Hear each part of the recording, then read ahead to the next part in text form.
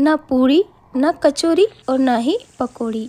आज हम आपके साथ बचे हुए आटे से बहुत ही मज़ेदार से नाश्ते की रेसिपी शेयर करने वाले हैं, जिसे बनाकर आप बच्चों के टिफ़िन में दे सकते हैं या शाम की हल्की फुल्की भूख होने पर बनाकर खा सकते हैं। तो फिर चलिए ज़्यादा देर नहीं करते हैं और जल्दी से इस नाश्ते को बनाना शुरू करते हैं। आज के इस नाश्ते को बनाने के लिए हमने यहाँ पर एक बड़ी साइज़ का कच्चा आलू लिया है। आलू को छीलकर हमने पहले ही पानी में रख दिया था ताकि ये काला नहीं पड़े। तो चलिए सबसे पहले हम आलू को कद्दूकस कर लेते हैं।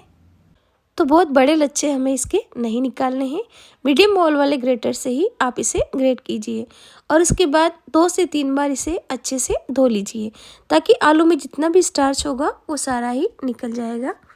तो यहाँ पर आप देख सकते हैं कि लगभग 3 से 4 बार आलू को अच्छे से धो लेने के बाद इसका पानी बिल्कुल क्लीन हो गया है, यानी कि इसमें से स्टार्च सारा निकल गया है। तो चलिए अब हम इसे छान लेते हैं। तो छन्नी पर एक कॉटन का कपड़ा रख करके और इसे छान लेंगे ताकि इसमें जितना भी एक्स्ट्रा पानी होगा वो सारा ही निकल जाएगा। तो इस तरीके से आलू को निचोड़ लेने के बाद इन्हें हम एक बाउल में ट्रांसफ़र कर लेंगे। यहाँ पर आप देख सकते हैं कि आलू के लच्छे कितने खिले खिले से हो गए हैं, यानी कि इनमें बिल्कुल भी पानी नहीं है। तो चलिए अब हम इसमें थोड़ी और सब्जियां भी मिला लेते हैं। तो यहाँ पर मैंने एक मीडियम साइज़ का प्याज लिया है, बिल्कुल बारीक कट किया हुआ। इसी के साथ मैंने एक छोटी साइज़ की गाजर ली है, इसे हम कद्दूकस करके डाल रहे हैं। आप चाहे तो इन्हें बिल्कुल बारीक कट करके भी डाल सकते हैं। 2 हरी मिर्च डाल देंगे। तो यहाँ पर सब्जियाँ आप अपनी पसंद के हिसाब से डाल सकते हैं या फिर सिर्फ आलू से भी बना सकते हैं। इसी के साथ में आधी छोटी चम्मच जीरा, आधी छोटी चम्मच ही हम इसमें सौंफ का पाउडर मिलाएंगे, यानी कि कुटी हुई सौंफ। आधी छोटी चम्मच के लगभग मैंने चिली फ्लेक्स लिया है, लेकिन आप चाहें तो इसमें लाल मिर्च पाउडर का इस्तेमाल भी कर सकते हैं। इसी के साथ 1 से 2 चुटकी हल्दी पाउडर डाल रहे हैं, थोड़ी सी धनिया पत्ती डाल देंगे और एक बार पहले इन सभी को मिला लेंगे। यदि आप खट्टा टेस्ट पसंद करते हैं तो इसमें नींबू का रस या अमचूर पाउडर भी मिला सकते हैं। देखिए सब्जियों को मिलाने के बाद अब हम इसमें मिला रहे हैं बेसन। तो मैंने यहाँ पर 2 बड़ी चम्मच भर करके बेसन डाला है। बहुत ज़्यादा बेसन का इस्तेमाल भी हमें नहीं करना है, वरना सब्जियों का टेस्ट कम आएगा और बेसन का टेस्ट ज़्यादा आएगा। तो ज़रूरत के हिसाब से यदि लगे तो बाद में हम इसमें 1 आध चम्मच बेसन और डाल देंगे। इसी के साथ हम इसमें स्वाद अनुसार नमक और लगभग 2 चुटकी हींग डाल करके इन्हें बिल्कुल हल्के हल्के हाथों से मिला लेंगे, यानी कि हाथों से अच्छे से मसलते हुए हमें इन्हें नहीं मिलाना है, वरना सब्जियां पानी छोड़ देगी और हमारा ये घोल गीला हो सकता है। तो यहाँ पर देखिए हमने सभी चीज़ों को अच्छे से मिला लिया है। चलिए अब हम इसे ढक करके रख देते हैं, तब तक हम दूसरी तैयारी कर लेते हैं। तो आज का ये नाश्ता हम बचे हुए आटे से बनाने वाले हैं। तो सुबह जो रोटी बनाई थी तो थोड़ा सा आटा बच गया, तो आज हम इसी आटे का यूज़ करके शाम का नाश्ता बना रहे हैं। लेकिन यदि आपको रेसिपी पसंद आती है तो आप इसे ताज़ा आटे से भी बना सकते हैं। तो देखिए मैंने आटे को एक प्लेट में निकाल लिया है। अब हम इसमें नमक डाल देंगे, क्योंकि मैं आटे में नमक नहीं डालती हूँ। यदि आप पहले से नमक डालते हैं तो नमक डालने की ज़रूरत नहीं है। आधी छोटी चम्मच अजवाइन और थोड़ी सी धनिया पत्ती डाल करके हाथ से इसे अच्छे से चिकना कर लेंगे ताकि सारी चीज़ें आटे में अच्छे से मिक्स भी हो जाएगी। तो यहाँ पर देखिए आटे को हमने चिकना कर लिया है। तो साथ ही में हम इसमें लगभग 1 से 1.5 छोटी चम्मच ऑयल भी डाल देंगे ताकि नाश्ता हमारा अच्छे से खस्ता बने। यदि आप ताज़ा आटे से ये नाश्ता बना रहे हैं तो आटा लगाते समय ही आप इसमें थोड़ा सा ऑयल डाल दीजिए। तो ये लीजिए सभी चीज़ों को मिला लेने के बाद में आटा भी अच्छे से चिकना हो गया है। तो चलिए अब हम इसमें से एक लोई तोड़ लेते हैं और इसकी रोटी बेल लेते हैं। आटा काफ़ी सॉफ्ट है, इसलिए हम सूखा आटा लपेट करके रोटी बेलेंगे। आप चाहे तो ऑयल लगा करके भी इसे बेल सकते हैं। तो यहाँ पर आप देख सकते हैं कि हमने ये पतली सी रोटी बेलकर तैयार कर ली है। तो चलिए अब हम इन्हें कट कर लेते हैं। कट करने के लिए मैंने यहाँ पर ये छोटी साइज़ की कटोरी ली है ताकि सारी पूड़ियों का जो साइज़ है वो एक जैसी रहे। आप चाहे तो छोटी छोटी पूड़ियाँ बेल कर भी इन्हें बना सकते हैं। कट करने के बाद रोटी का जो एक्स्ट्रा भाग है वो सारा ही निकाल देंगे और इन पूड़ियों के ऊपर फोक यानी कि कांटे की हेल्प से होल कर लेंगे ताकि जब हम इन्हें फ्राई करें तो ये फूले नहीं। यदि आप चाहते हैं कि आपकी पूड़ियाँ फुली फुली बने तो आप इस स्टेप को स्किप कर सकते हैं। तो आप देख सकते हैं कि यहाँ पर हमने कुछ पूड़ियाँ कट करके तैयार कर ली है।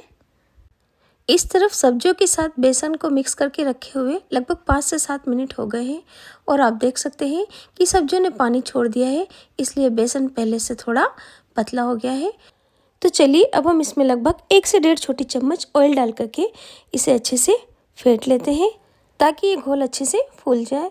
यदि आपको लगे कि घोल थोड़ा गाढ़ा है तो आप अपनी ज़रूरत के हिसाब से इसमें 1 से 2 छोटी चम्मच पानी मिला सकते हैं। तो यहाँ पर देखिए हमने लगातार 2 से 3 मिनट तक घोल को अच्छे से फेंटा और उसके बाद में ये इस तरीके से अच्छे से फूल गया है। हमने इसमें बिल्कुल भी पानी नहीं मिलाया है। तो चलिए हमारा ये घोल भी बनकर तैयार हो चुका है। अब इस तरफ लेते हैं हम ये पूड़ियाँ जो कि हमने पहले से ही कट करके रखी हुई थी। दूसरी तरफ आप गैस पर ऑयल गर्म होने के लिए रख दीजिए ताकि इधर ऑयल भी गर्म होता रहेगा, तब तक हमारी तैयारी हो जाएगी। तो थोड़ा थोड़ा करके ये सब्जियों का जो मिश्रण है हम पूड़ी के ऊपर रखते जाएंगे और इन्हें हाथों से ही अच्छे से फैला लेंगे, यानी कि पूड़ी के ऊपर इन्हें अच्छे से कवर कर लेना है। तो यहाँ पर आप ध्यान रखिए कि घोल बहुत ज़्यादा पतला नहीं होना चाहिए और पहले से ही पूड़ियों के ऊपर घोल लगाकर हमें नहीं रखना है। जब हम इन्हें फ्राई करेंगे उसी समय हम इनके ऊपर घोल लगा करके तुरंत हम इन्हें ऑयल में डाल देंगे। यदि आप पहले से ही घोल लगा कर रखेंगे तो आटा आपका गीला हो सकता है और नाश्ता आपका क्रिस्पी नहीं बन पाएगा। ऑयल जब हल्का सा गर्म होने लगे तब हम जिस तरफ हमने घोल लगाया है वो वाला हिस्सा नीचे की तरफ रखते हुए ऑयल में डाल देंगे और मीडियम फ्लेम पर इन्हें फ्राई कर लेंगे। गैस की आंच इस समय आप बिल्कुल तेज़ या धीमी नहीं रखें। तेज़ आंच रखेंगे तो ये पूड़ियाँ जल सकती है और धीमी आंच रखेंगे तो बहुत ज़्यादा ये ऑयली हो जाएगा, इसलिए मीडियम फ्लेम पर इन्हें आप फ्राई कीजिए। तो एक तरफ से जब इनका कलर हल्का सा चेंज होने लगे तभी आप इन्हें उलट पुलट कर लीजिए और उलट पुलट करते हुए अच्छे से इन्हें फ्राई कर लीजिए। जिस तरफ हमने सब्जियों का घोल लगाया है उस तरफ फ्राई होने में थोड़ा ज़्यादा टाइम लगेगा, इसलिए आप इन्हें उलट पुलट करते हुए अच्छे से फ्राई कर लीजिए जब तक कि इनका कलर चेंज नहीं हो जाता है या फिर ये अच्छे से फ्राई नहीं हो जाती है।